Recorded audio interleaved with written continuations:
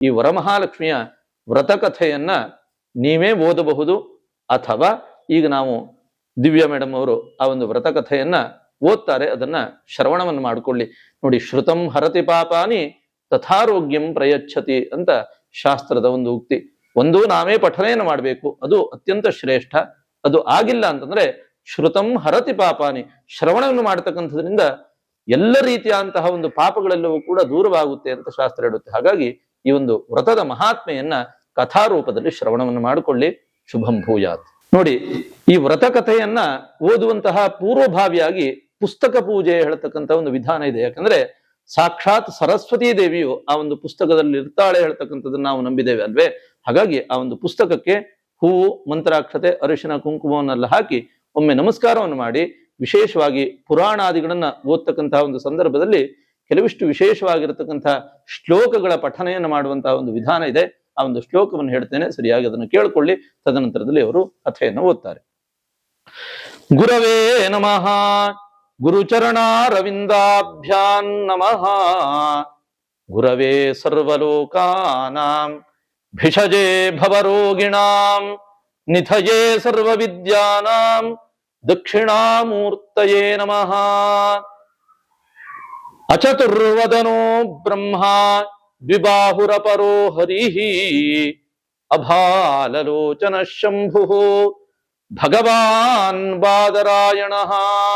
ಸ್ವಸ್ತ್ಯಸ್ತು ಸತಾಂ ಅಶೇಷ ಸನ್ಮಂಗಲಾನಿ ಭವಂತು ವಕ್ತುಶ್ಚ ಶ್ರೋತॄಣಾಂ ನಿಖಿಲ ಕಲ್ಮಷಾಪನೋದಿನಿ ಪಟುತರಾಂ ಭವಿಷ್ಯೋತ್ತರ ಪುರಾಣೆ ವರಮಹಾಲಕ್ಷ್ಮೀ ವ್ರತಕಥಾಯಾಂ ಅದ್ಯ ಕಥಾ ಪ್ರಸಕ್ತಿಃ. ಶುಕ್ಲಾಂಬರಧರಂ ವಿಷ್ಣುಂ ಶಶಿವರ್ಣಂ ಚತುರ್ಭುಜಂ ಪ್ರಸನ್ನವದನಂ ಧ್ಯಾಯೇತ್ ಸರ್ವವಿಘ್ನೋಪಶಾಂತಯೇ. ವರಮಹಾಲಕ್ಷ್ಮಿ ವ್ರತ ಕಥಾ. ದಿವ್ಯವೂ ರಮಣೀಯವೂ ಪವಿತ್ರವೂ ಆದ ಕೈಲಾಸ ಪರ್ವತದ ಶಿಖರದಲ್ಲಿ ಪಾರ್ವತಿಯೊಡನೆ ಆಸೀನನಾದ ಮಹಾದೇವನನ್ನು ನಾರದ, ಪರಾಶರ, ಅಗಸ್ತ್ಯ, ವಾಲ್ಮೀಕಿಗಳೇ ಮೊದಲಾದ ಮಹಾನ್ ತಪಸ್ವಿಗಳು ದರ್ಶನ ಮಾಡಿ ಧನ್ಯರಾದವೆಂದುಕೊಂಡು ಮಂದಾರ, ಪಾರಿಜಾತ, ಚಂಪಕವೇ ಮೊದಲಾದ ಸುಗಂಧ ಭರಿತವಾದ ಪುಷ್ಪಗಳನ್ನು ನೀಡುವ ಎತ್ತರವಾದ ವೃಕ್ಷಗಳಿಂದಲೂ ಕುಬೇರ, ವರುಣಾದಿ ಅಷ್ಟ ದಿಕ್ಪಾಲಕರಿಂದ ರಚಿಸಲ್ಪಟ್ಟ ದಿವ್ಯ ಕ್ಷೇತ್ರವೂ ಆಗಿರುವ ಇಂತಹ ಕೈಲಾಸ ಶಿಖರದಲ್ಲಿ ಪಾರ್ವತಿಯು ಪತಿಯನ್ನು ಪ್ರಶ್ನಿಸಿದಳು. ಹೇ ಸ್ವಾಮಿ, ಸಕಲ ಲೋಕಗಳ ಹಿತಚಿಂತಕನೂ ರಕ್ಷಕನೂ ಆಗಿರುವ ನೀನು ನಮಗೆ ರಹಸ್ಯವೂ ಮಂಗಳಕರವೂ ಆದ ವ್ರತವೊಂದನ್ನು ತಿಳಿಸಿ ಎನ್ನಲು ಸದಾಶಿವನು ಹೀಗೆ ಹೇಳಿದನು. ವ್ರತಗಳಲ್ಲೆಲ್ಲ ಶ್ರೇಷ್ಠವಾದ ವ್ರತವೆನಿಸಿ ಸಕಲ ಸಂಪತ್ತು ಸೌಭಾಗ್ಯಗಳನ್ನು ಶೀಘ್ರದಲ್ಲಿಯೇ ದಯಪಾಲಿಸುವ ವರಲಕ್ಷ್ಮಿ ವ್ರತ ಹೊಂದಿದೆ.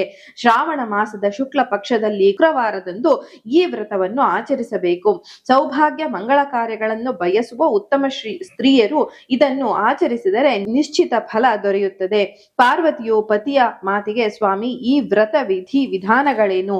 ಹೇಗೆ ಆಚರಿಸಿದರೆ ದೇವಿಯು ಪ್ರಸನ್ನಳಾಗುತ್ತಾಳೆ? ಇದನ್ನು ಕೃಪೆಯಿಟ್ಟು ತಿಳಿಸುವಂತಹವರಾಗಿ ಎಂದು ಪ್ರಶ್ನಿಸಿದಳು. ಶಿವನು ಪ್ರಸನ್ನ ಚಿತ್ತನಾಗಿ ಹೇಳಿದನು, ದೇವಿ, ಪವಿತ್ರವಾದ ವರಲಕ್ಷ್ಮಿ ವ್ರತದ ಪ್ರಭಾವ ಮಹಿಮೆಯನ್ನು ದೃಷ್ಟಾಂತದ ಮೂಲಕ ಹೇಳುತ್ತೇನೆ ಕೇಳು. ಸಂಪದ್ಭರಿತವೂ ಸಮೃದ್ಧವೂ ಆದ ಕುಂಡಿನವೆಂಬ ಪಟ್ಟಣದಲ್ಲಿ ಚಾರುಮತಿ ಎಂಬ ಬ್ರಾಹ್ಮಣ ಸ್ತ್ರೀಯೊಬ್ಬಳು ಪತಿವ್ರತೆಯು ಸಕಲ ಶಾಸ್ತ್ರಜ್ಞಳು ಆಗಿದ್ದಳು. ಮಧುರ ಭಾಷಿಣಿಯೂ ಹಿರಿಯರಲ್ಲಿ ಗೌರವವುಳ್ಳವಳು ಆದ ಆಕೆ ನಿರ್ಮಲವಾದ ಮನಸ್ಸುಳ್ಳವಳಾಗಿದ್ದಳು. ಒಂದು ದಿನ ಆಕೆಗೆ ದಿವ್ಯ ಸ್ವಪ್ನವಾಯಿತು. ಮಹಾಲಕ್ಷ್ಮಿಯು ಕನಸಿನಲ್ಲಿ ಆಕೆಗೆ ದರ್ಶನ ನೀಡಿ, ಎಲೈ ಪತಿವ್ರತೆಯೇ, ನಿನ್ನನ್ನು ಹರಸಲು ನಾನು ಬಂದಿರುವೆನು. ಪತಿ ಭಕ್ತ ಪರಾಯಣೆಯು ಅತ್ತೆ ಮಾವಂದಿರ ಶುಶ್ರೂಷೆಯಲ್ಲಿ ನಿರತರೂ ಆದ ನಿನ್ನ ಸದಾಚಾರಕ್ಕೆ ಮೆಚ್ಚಿದ್ದೇನೆ. ಶ್ರಾವಣ ಮಾಸದಲ್ಲಿ ಹುಣ್ಣಿಮೆಗೆ ಮೊದಲು ಬರುವ ಶುಭಕರವಾದ ಶುಕ್ರವಾರದಂದು ನನ್ನನ್ನು ವಿಶೇಷವಾಗಿ ಪೂಜಿಸು.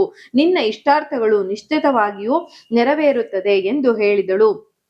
ಚಾರುಮತೆಯು, ಹೇ ಮಾತೆ, ಜಗನ್ಮಾತೆಯು ಪುಣ್ಯ ಸ್ವರೂಪಳು ಆದ ನೀನು ಭಕ್ತರಿಗೆ ಎಂದೂ ಒಳ್ಳೆಯದನ್ನೇ ಮಾಡುತ್ತಿರುವೆ.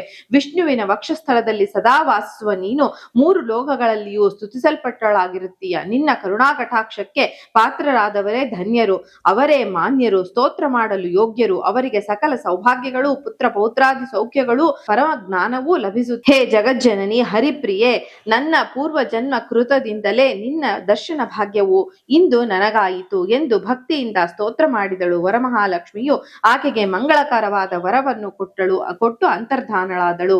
ಸ್ವಪ್ನದಿಂದ ಎಚ್ಚೆತ್ತ ಚಾರುಮತಿ ಆನಂದ ಪೂರಿತಳಾದಳು. ಮತ್ತೆ ನಿದ್ರಿಸದೆ ಸೂರ್ಯೋದಯಕ್ಕೆ ಮುಂಚೆಯೇ ಎದ್ದು ಸ್ನಾನಗಳನ್ನು ಮುಗಿಸಿ ತನ್ನ ಸ್ವಪ್ನ ವೃತ್ತಾಂತವನ್ನು ಬಂಧುಗಳೊಡನೆ ಸಂತೋಷದಿಂದ ಹೇಳಿದಳು.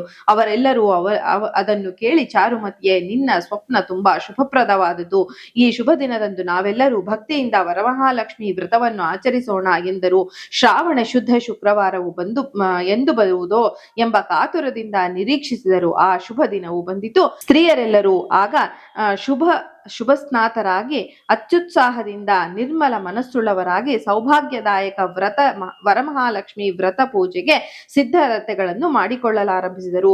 ಪೂರ್ಣ ಕಲಶದಲ್ಲಿ ಆಲದ ಬಳ್ಳಿ ಹೊಸ ಅಕ್ಕಿಗಳನ್ನು ತುಂಬಿ ವರಮಹಾಲಕ್ಷ್ಮಿಯನ್ನು ಆವಾಹಿಸಿ ಶ್ರದ್ಧಾ ಭಕ್ತಿಗಳಿಂದ ಪದ್ಮಾಸನೆ ಪದ್ಮಕರೆ ಸರ್ವಲೋಕೈಕ ಪೂಜಿತೆ ನಾರಾಯಣ ಪ್ರಿಯೇ ದೇವಿ ಸುಪ್ರೀತಾ ಭವ ಸರ್ವದಾ ಎಂದು ಪ್ರಾರ್ಥಿಸಿ ಕಲ್ಪೋಕ್ತವಾಗಿ ಷೋಡಶೋಪಚಾರ ಪೂಜೆಗಳಿಂದ ವರಮಹಾಲಕ್ಷ್ಮಿಯನ್ನು ಪೂಜಿಸಿದರು. ಧ್ಯಾನ ವಾಹನಾದಿ ಪೂಜೆಗಳ ನಂತರ 9 ಗ್ರಂಥಿಗಳಿರುವ ಪವಿತ್ರವಾದ ದಾರವನ್ನು ಪೂಜಿಸಿದರು. ತುಪ್ಪದಿಂದ ಮಾಡಿದ ಭಕ್ಷ್ಯಗಳನ್ನು ಲಕ್ಷ್ಮೀದೇವಿಗೆ ನಿವೇದಿಸಿ ಮಹಾನೀರಾಜನ ಆರತಿಗಳನ್ನು ಮಾಡಿದರು. ದಾರವನ್ನು ತಮ್ಮ ಬಲತೋಳಿಗೆ ಭಕ್ತಿ ಶ್ರದ್ಧೆಗಳಿಂದ ಕಟ್ಟಿಕೊಂಡರು. ಪೂಜೆಯ ನಂತರ ವೇದ ಪಾರಂಗತನು ನಿಷ್ಠನೂ ಆದ ಬ್ರಾಹ್ಮಣನಿಗೆ 12 ಭಕ್ಷ್ಯಗಳನ್ನು ದಕ್ಷಿಣೆ ತಾಂಬೂಲಾದಿಗಳೊಂದಿಗೆ ಬಾಗಿನಗಳನ್ನು ಕೊಟ್ಟರು. ದೇವಿಯ ಸನ್ನಿಧಿಯಲ್ಲಿ ಪ್ರಸಾದವನ್ನು ಭುಂಜಿಸಿದರು.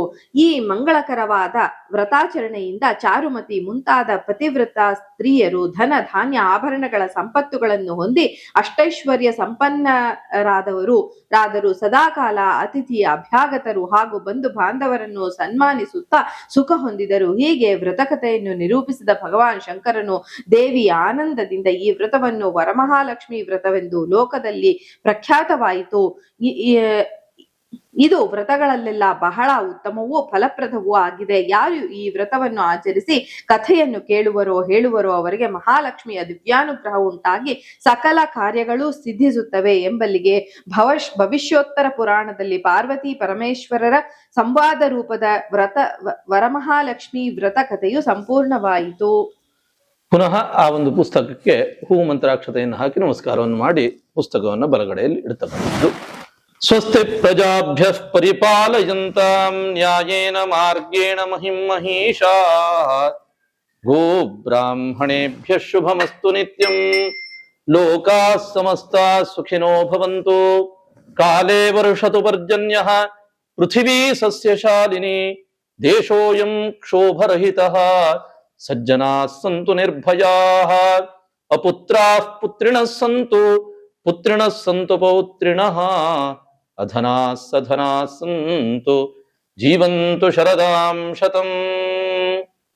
ಈಗ ಮಹಾಮಂಗಳ ನೀರಾಜನ, ತದನಂತರದಲ್ಲಿ ಪ್ರಾರ್ಥನೆ, ಆಮೇಲೆ ಪೂಜಾ ಸಮರ್ಪಣೆ.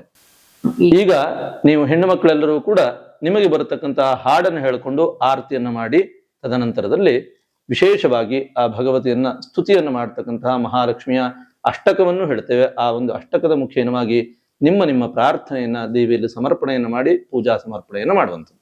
ಮಂಗಳಾರತಿ ತಂದು ಬೆಳಗಿರೆ ಅಂಬುಜಾಸನ ರಾಣಿಗೆ, ಅಂಬೆಗೆ ಜಗದಂಬೆಗೆ ಮೂಕಾಂಬೆಗೆ ಶಶಿಬಿಂಬೆಗೆ, ಶುದ್ಧ ಸ್ನಾನವ ಮಾಡಿ ನದಿಯೊಳು ವಜ್ರಪೀಠದಿ ನೆಲೆಸಿದ, ತಿದ್ದಿ ತಿಲಕವ ತೀಡಿದಂಥ ಪದ್ಮನಾಭನ ರಾಣಿಗೆ, ಮಂಗಳಾರತಿ ತಂದು ಬೆಳಗಿರೆ ಅಂಬುಜಾಸನ ರಾಣಿಗೆ, ಅಂಬೆಗೆ ಜಗದಂಬೆಗೆ ಮೂಕಾಂಬೆಗೆ ಶಶಿಬಿಂಬೆಗೆ ಆರಾರ್ತಿಕ್ಯಂ ಸಮರ್ಪಯಾಮಿ.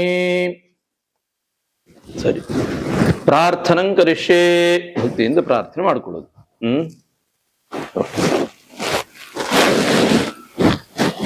ಎಲ್ಲರೂ ಭಕ್ತಿಯಿಂದ ವ್ರತಕಥೆಯಾದ ನಂತರದಲ್ಲಿ ಭಗವತಿಯನ್ನ, ಮಹಾಲಕ್ಷ್ಮಿಯನ್ನ, ವರಮಹಾಲಕ್ಷ್ಮಿಯನ್ನ ಪ್ರಾರ್ಥನೆಯನ್ನು ಮಾಡುವಂಥದ್ದು.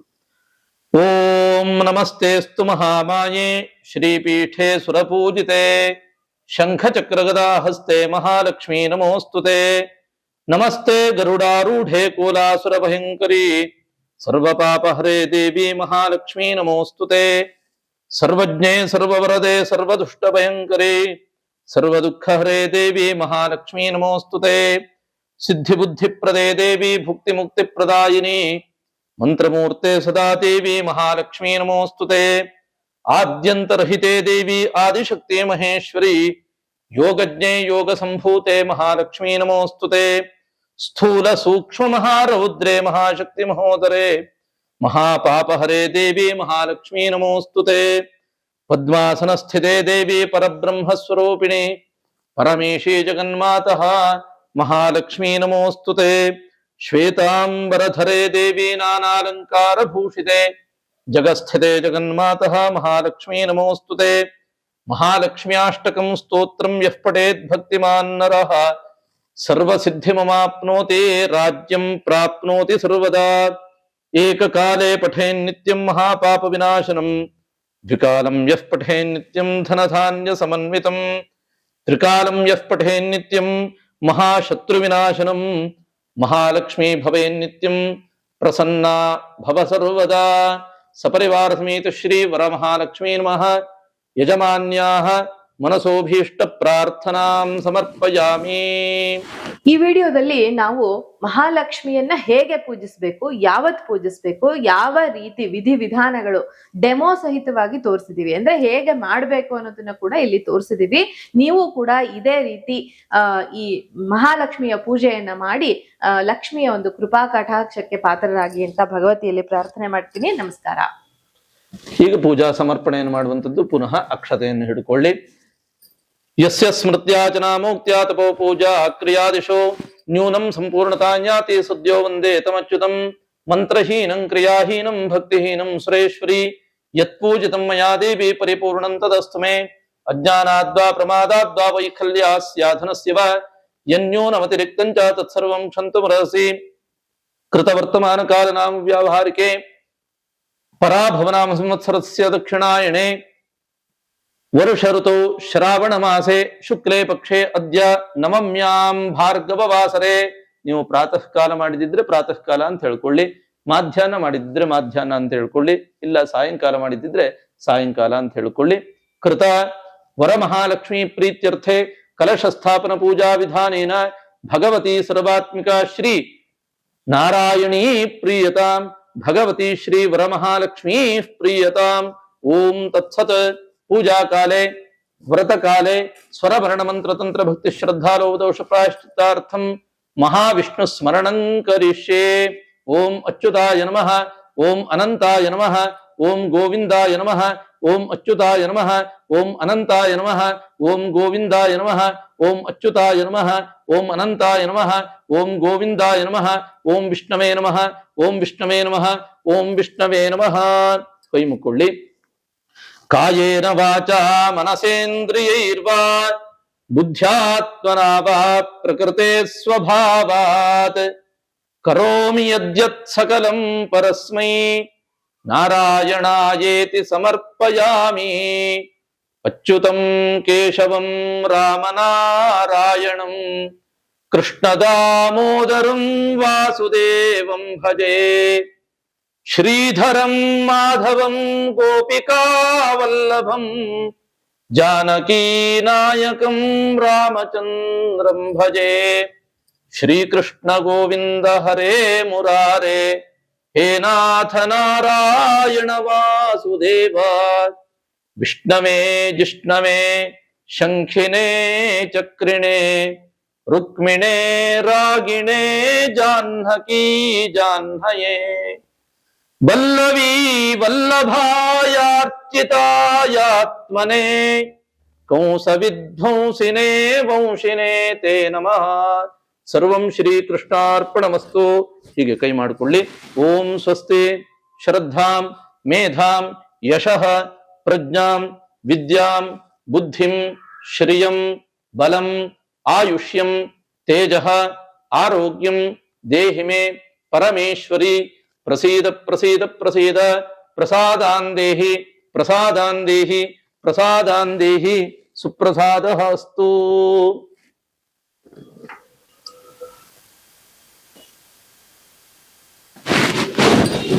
ಈಗ ಪೂಜಾ ಸಮರ್ಪಣೆ ಆಗುತ್ತೆ. ನೀವು ಮಾಡಿರತಕ್ಕಂತಹ ಪೂಜಾ ಪ್ರಸಾದವನ್ನ ನಿಮ್ಮ ಯಜಮಾನರಿಗೆ ಕೊಟ್ಟು ಅವರಿಂದ ಭಕ್ತಿಯಿಂದ ಆ ಪ್ರಸಾದವನ್ನು ಸ್ವೀಕಾರವನ್ನು ಮಾಡಿರ್ತಕ್ಕಂತಹ ಸಿಹಿ ಪದಾರ್ಥಗಳನ್ನೆಲ್ಲ ಬಂದಿರತಕ್ಕಂತಹ ನಿಮ್ಮ ಇಷ್ಟ ಬಂಧು ಮಿತ್ರರಿಗೆಲ್ಲ ಕೊಟ್ಟು ಒಂದು ಒಳ್ಳೆಯ ಭೂರಿ ಭೋಜನವನ್ನ, ಹೋಳಿಗೆ ಊಟವನ್ನು ಮಾಡಿ ಎಲ್ಲರಿಗೂ ಕೂಡ ಮಂಗಳವಾಗಲಿ. ಶುಭಮಸ್ತು.